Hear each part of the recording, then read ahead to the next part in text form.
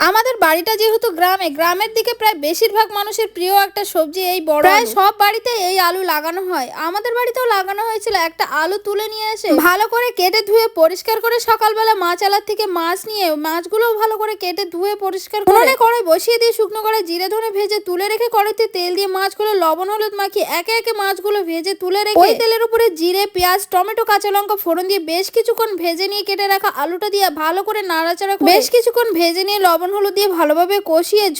ঝোল ফুটে উঠলে ভেজে রাখা মাছগুলো দিয়ে বেশ কিছুক্ষণ জাল করে নিয়ে উপর থেকে ভাজা মশলা আর নামানোর আগে ধনেপাতা দিয়ে নামিয়ে নিয়ে দুপুরের গরম ভাতের পাতে বড় আলু দিয়ে মাছের ঝোল বাড়ির সবাই মিলে খেলাম, দারুণ স্বাদ।